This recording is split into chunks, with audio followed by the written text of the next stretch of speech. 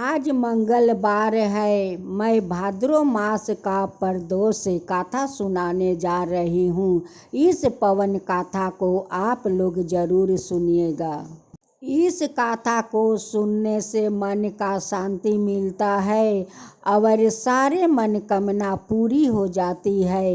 इस गाथा को आप लोग ध्यान से सुनिएगा। बुढ़िया माई का एक बेटा था। बूढ़ी माई बहुत गरीब थी। दूसरे राजे के एक 10 साल का लड़का था। उनकी माता पिता दोनों मर चुके थे। तब से वो 10 साल का लड़का वो दर दर भटकने लगा।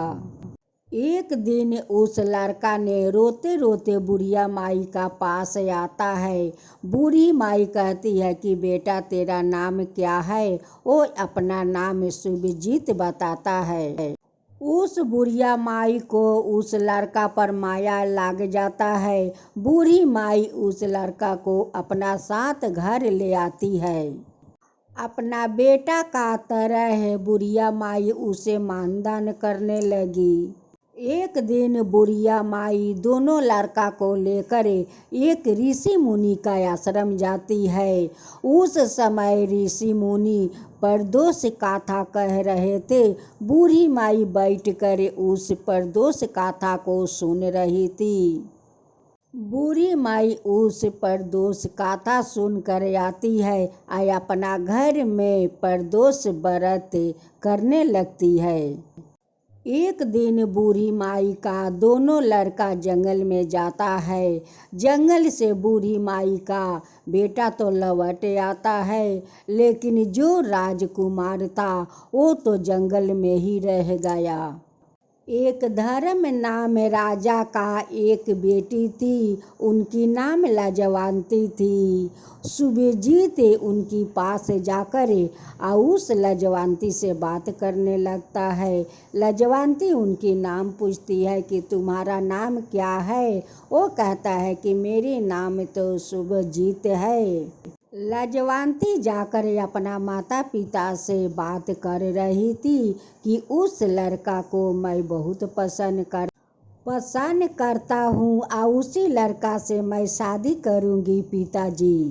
राजा अपना बेटी का बात सुनकर उस लड़का का पास जाते हैं और कहते हैं कि बेटा तुम मेरे बेटी से शादी करने के लिए राजी हो। शुभजीत कहते हैं कि हाँ, मैं तो आपका बेटी के साथ शादी करने के लिए राजी हूँ।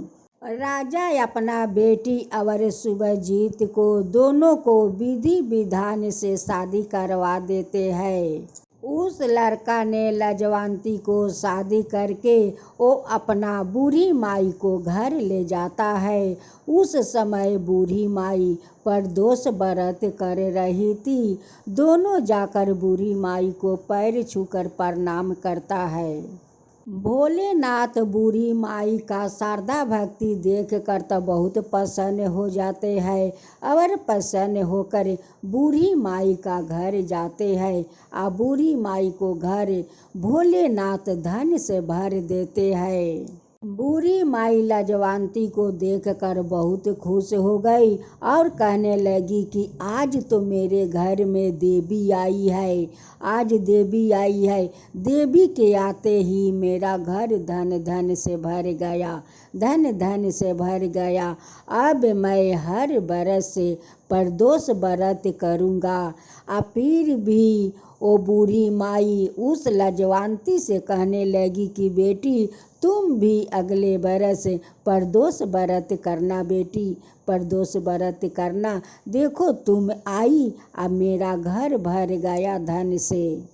उनकी पड़ोस के सारे लोग बूढ़ी माई को देखकर तो कहने लगे कि इस बूढ़ी माई कैसे धनवान बन गई, इनकी घर में कैसे चमत्कार हो गया। बूढ़ी माई से जाकर वो लोग पूछते हैं कि हे माता तुम्हारा चमत्कार कैसे हुआ। तुम धनवान कैसे बन गई।